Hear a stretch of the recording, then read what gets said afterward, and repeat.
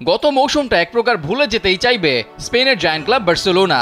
Xavi হার্নান্দেজের শিষ্যরা লা লিগায় অবশ্য 2 নম্বরে থেকেই শেষ করেছিলেন মৌসুম, তবে চ্যাম্পিয়ন হওয়ার দৌড়ে স্পেনের আরেক জায়ান্ট ক্লাব রিয়াল মাদ্রিদের সাথে কোনো রকম কম্পিটিশনে ছিল না তারা।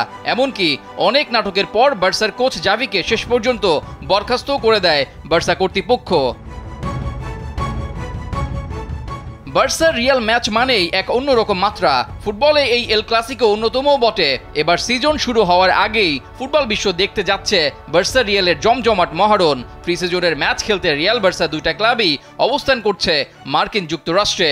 কোপার ফাইনাল আয়োজন করা সেই মেটলাইফ স্টেডিয়ামেই এবার হতে যাচ্ছে এল ক্লাসিকো।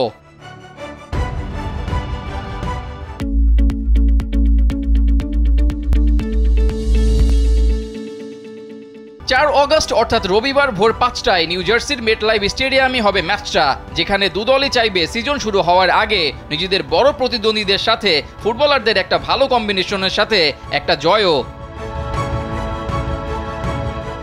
দুদলই এরই মধ্যে একটা করে প্রি সিজন ম্যাচ খেলে ফেলেছে, যেখানে বার্সেলোনা তাদের প্রথম ম্যাচে ম্যানচেস্টার সিটির সাথে 2-2 গোলে ড্র করে শেষে ম্যাচ নিষ্পত্তি হয় টাই ব্রেকে। অন্যদিকে নিজেদের প্রথম প্রি সিজন ম্যাচে এসি মিলানের কাছে 1-0 গোলে হেরেছে রিয়াল মাদ্রিদ। বার্সার নতুন দায়িত্ব নেওয়া হান্সি ফ্লিক অবশ্য নিজের শক্তিশালী দলকে পাচ্ছেন না এই সফরে। সদ্য ধার থেকে ফেরা আনসু ফাতি ভুগছেন ডান পায়ের চোটে।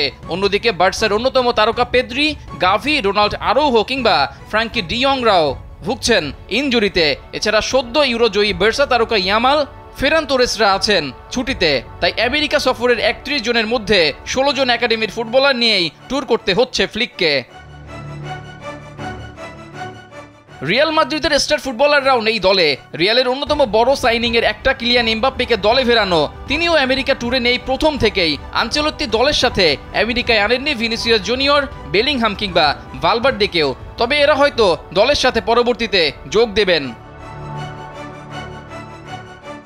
যদি রিয়ালের এইসব ফুটবলাররা দলের সাথে যোগ না দেন, তাহলে বলা যায় দুই দলই এই এল ক্লাসিকোতে কচিকাচাদের নিয়ে মাঠে নামবে। সেক্ষেত্রে কোচরাও নিজেদের ভেতরকার ফুটবলার যারা ম্যাচে জায়গা পান না তাদের শক্তিমত্তা দেখার সুযোগ পাবেন। রেজাউল করিম, কালবেলা।